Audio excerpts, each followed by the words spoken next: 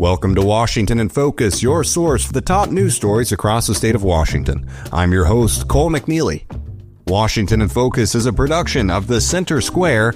Go check out all of the stories you hear about today and more at thecentersquare.com. Today on Washington in Focus, Seattle forms a committee in response to threats of federal funding halts, a downtown crackdown that's happening in Spokane, and Senate Democrats approve a bill to change provisions of the, quote, Parents' Bill of Rights initiative. All that and more coming up on this edition of Washington in Focus. We'll be right back after this.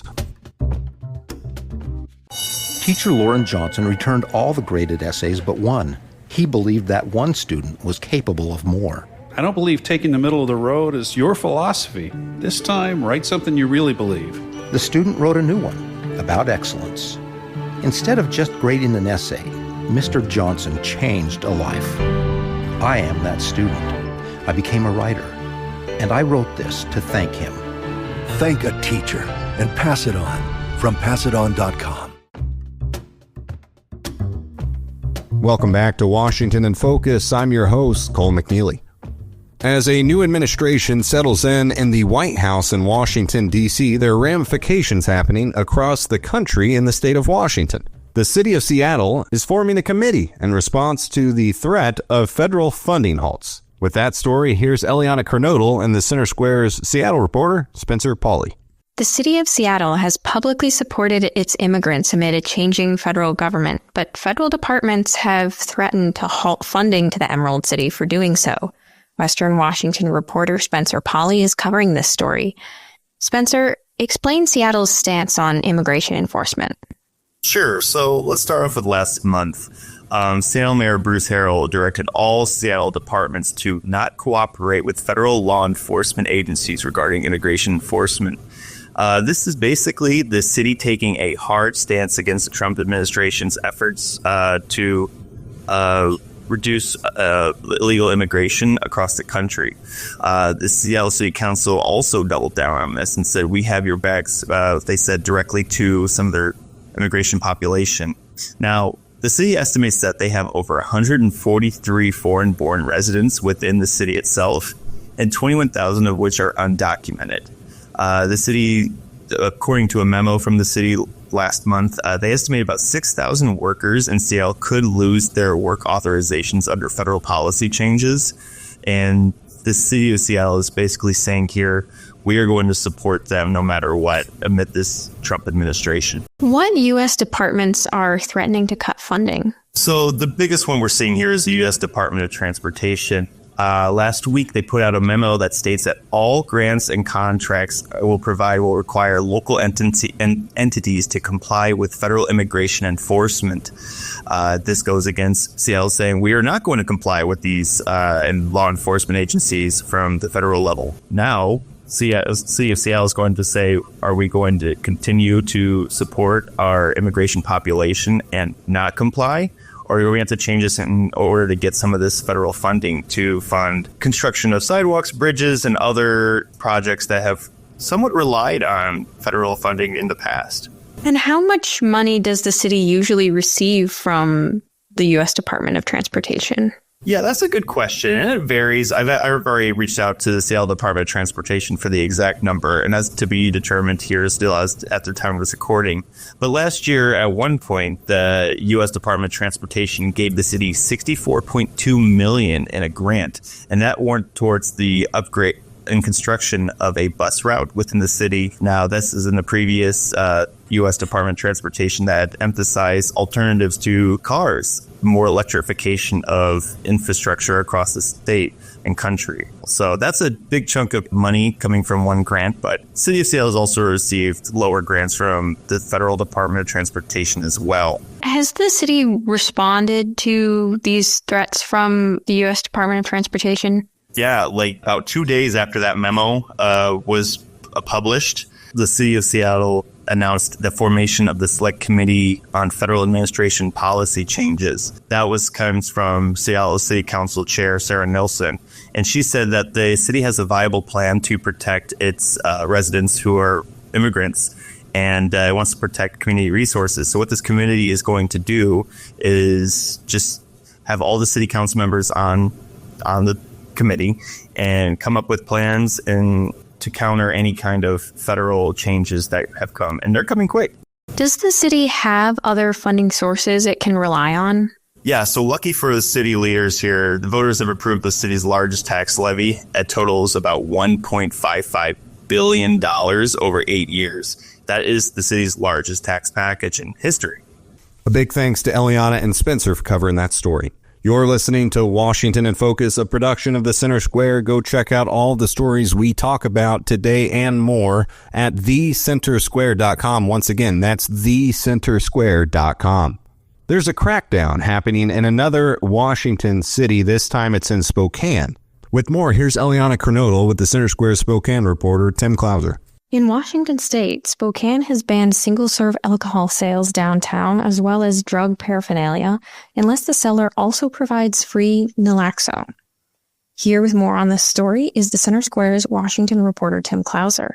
Tim, tell us about these policy changes. Yeah, so the Spokane City Council recently approved 2 ordinances that were proposed by the mayor just before the new year. Now, the first creates an alcohol impact area, or an AIA, if you will, which they had one of these in place earlier until 2022, but a former city council ended up repealing the measure. So this brings it back. It essentially bans the sale of single-serve alcohol drinks from off-premise retailers in within the downtown precinct of the Spokane Police Department. Now, that's essentially like the downtown core of Spokane, which encompasses about 2% of the city geographically.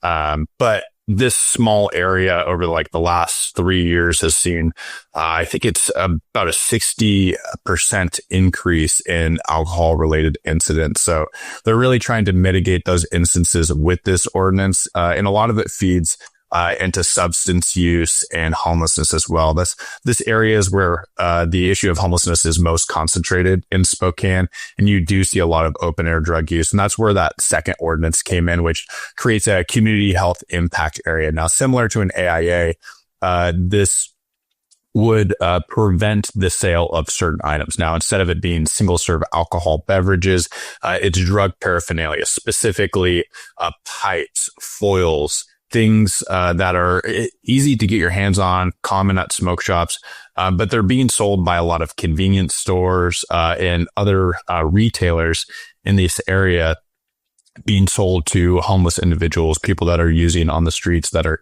going out and overdosing.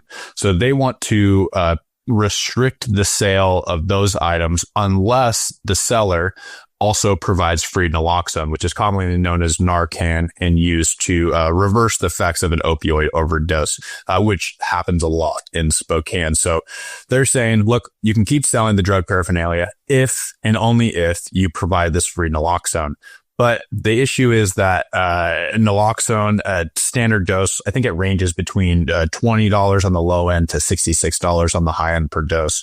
So, I mean, comparing that to the price of tinfoil and glass pipes, that's more expensive. So they're essentially losing money on these deals. Now, people testified before the city council and said, look, this is being cost prohibitive on the businesses, which is apparent. But some of the council just said, look, we don't have many other options. We need to tackle this any way that we can at this point. And you mentioned with the single serve alcohol, it's for off premise. So it doesn't affect things like, going out with friends to get dinner and having a beer or something like that. It's not for that sort of thing, right? No. So we're talking about going to like a gas station or going to like a corner store and buying a single can of beer or a tall boy. We're talking single serve containers. Now this doesn't apply to like 6-packs and other larger purchase or packs. But no, it won't apply to, say, bars and restaurants and where people are just going to get a beer with a meal. It's going to apply to those canned sealed beverages from those off-premise retailers. And you mentioned people kind of in opposition to particularly the policy that requires free naloxone with certain purchases. What were some of the perspectives on this? A local medical student weighed in. What did she have to say? Yeah, there's a lot of varying perspectives, both for and against the ordinance, which was interesting. I mean, you're referring to one WSU medical student who testified. We actually had there was more medical students after her that also testified similarly, but she took a different stance. She said, "Look, the AIA takes away the supply, which can do something, but the community health impact area doesn't take away the supplies. It just takes away clean pipes and clean foil. People, drug users are going to these places and yeah, they're buying the drug paraphernalia, but that's a clean pipe that doesn't have a bunch of fentanyl on it from the last 5 people that used it, that when they might go use it, they might overdose and die on the spot." She referred to the access of drug paraphernalia through these locations as harm reduction. Now, the ordinance does require that they provide naloxone and they can continue selling the stuff, but she mentioned what I mentioned earlier, that requiring them to provide that at a higher cost than the actual product that they're selling is cost prohibitive, and they're not going to do it. So she made the point that, we might see overdoses and disease go up because of this ordinance. She mentioned the fact that restricting the sale of drug paraphernalia in the way that they're doing with the community health impact area is not evidence-based research. So they're relying on something that they're not sure is going to work with their fingers crossed. So that was her concerns. Now, there was other concerns from people against the ordinance that said, hey, we just don't want you guys selling this at all, and we don't want you guys giving people naloxone. Now, there's people that didn't have a full understanding of naloxone. They felt like, look, what's the point of spending money and giving people this overdose reversal if they're the ones overdosed, and how are they going to be able to give it to themselves? Now, a lot of businesses hand these out. Individuals buy them, they administer it as they're passing by. So it's safe to say that a lot of addicts and their friends know that they have Narcan if they do and know how to use it. Are they always sober enough to do that? Maybe not, but it does happen. You have regular people that will ask if they have Narcan or if there's Narcan available, and they'll administer it. So there's some discrepancies in some of the testimony against, but it was really interesting to see the varying perspectives on it. And what were some of the attitudes taken by the council members? Yeah, so the council took the feedback in stride. They said, look, we hear your concerns. We know this isn't evidence-based, but we're out of options. I mean, Councilmember Cathcart, who's part of the conservative minority, which represents downtown, shortly before the vote, he said, look, I don't like the idea of putting mandates on businesses, but we're out of options. He laid blame on the state for not putting more money towards the issue of behavioral health and substance abuse and enforcement. And his peer, Councilmember Bingle, he just raised issue with harm reduction in general. He doesn't agree with the idea.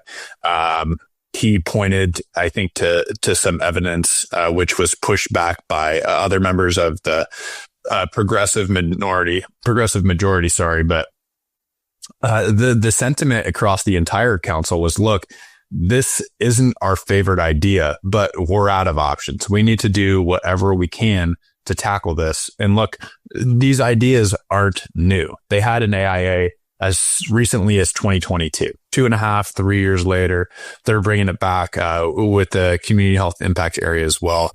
A big thanks to Eliana and Tim for covering that story. You're listening to Washington in Focus, a production of The Center Square. Once again, go check out these stories and more at thecentersquare.com. I'm your host, Cole McNeely.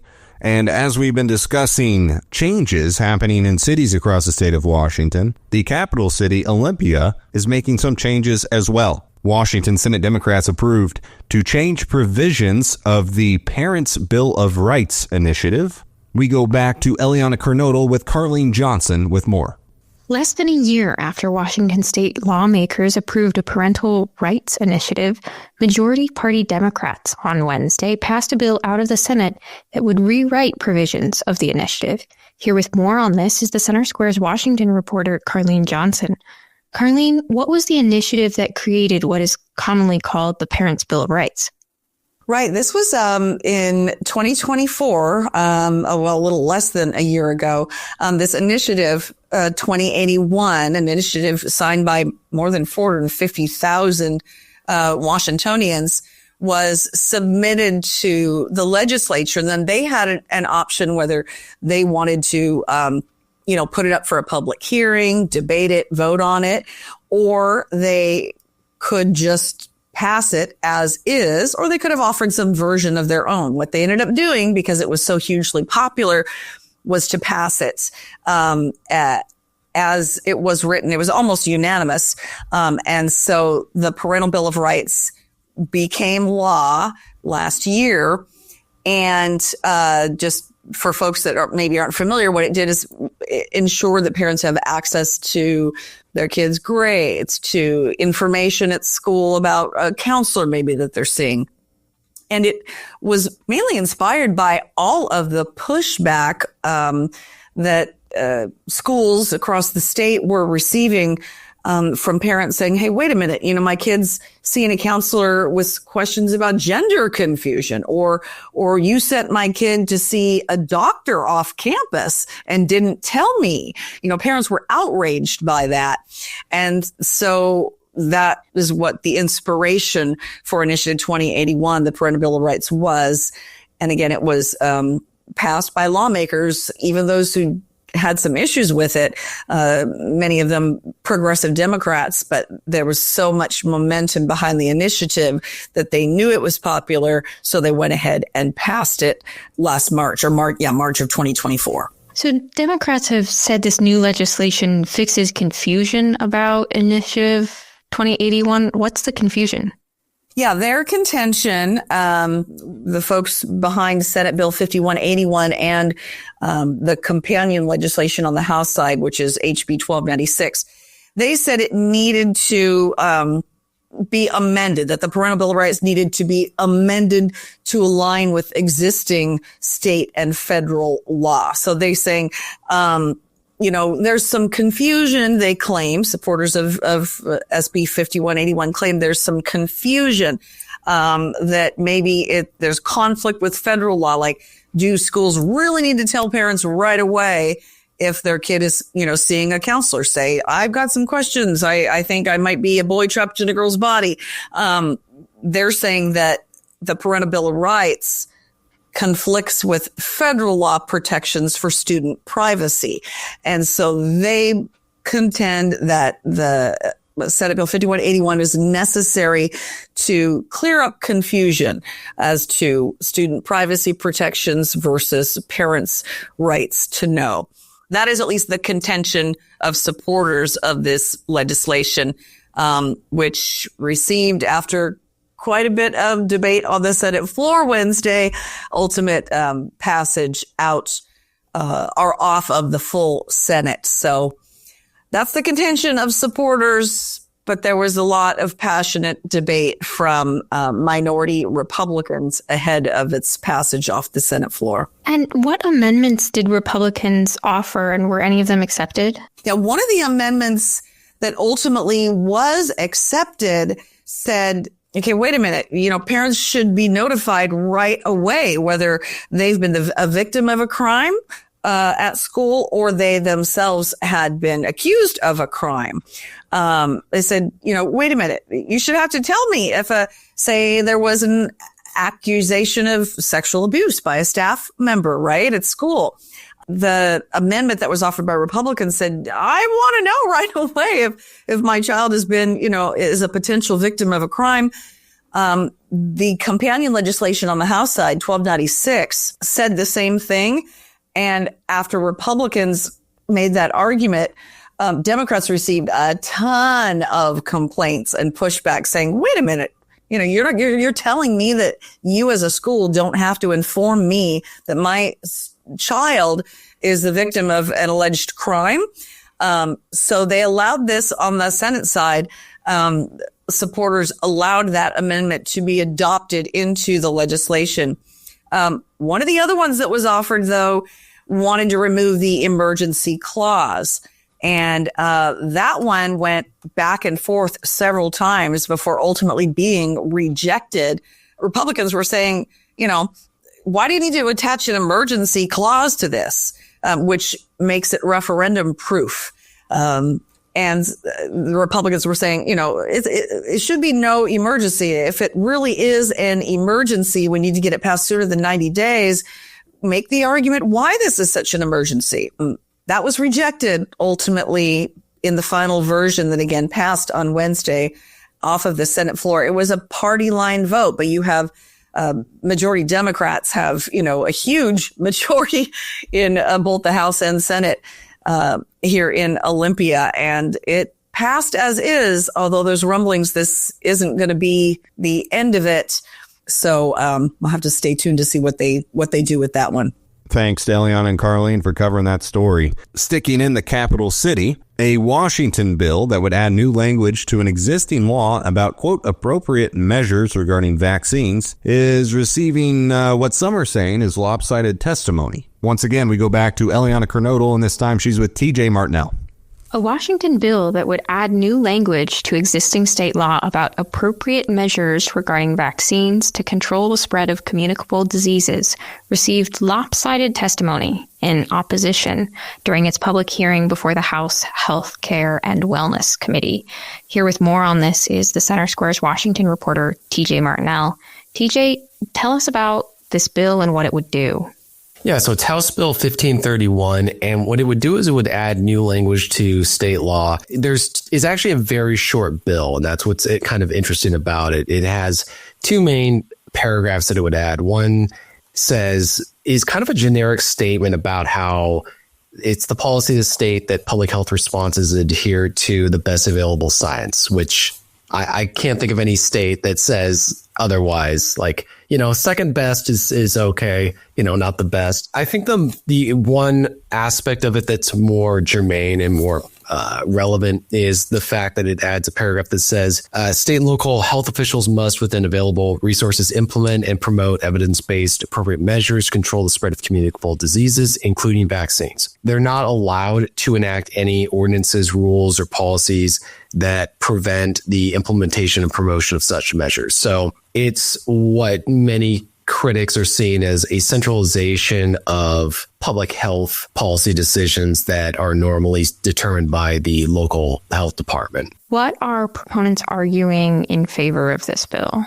They're claiming that it's something that's necessary for reasons that are kind of vague. I mean, the bill's sponsor said that this was in response to other states prohibiting local health departments from sharing important information with the general public about vaccines. The problem is this bill really doesn't seem to be doing that because I can't think of any health department that prevents the spread of information.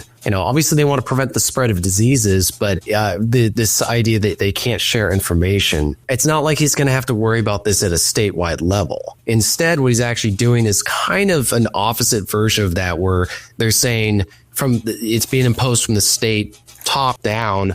You have to provide this information and you have to implement these measures, and you can't do anything to undermine them. And that's it for this week's edition of Washington in Focus. Washington in Focus is a production of the Center Square. Go check out all of the stories that you heard about today and more at thecentersquare.com, and go check out our YouTube page where you can see our reporters, watch news clips, and more to stay up to date about what's happening across the state of Washington. I'm your host, Cole McNeely, and I will catch you next time on the next episode of Washington in Focus.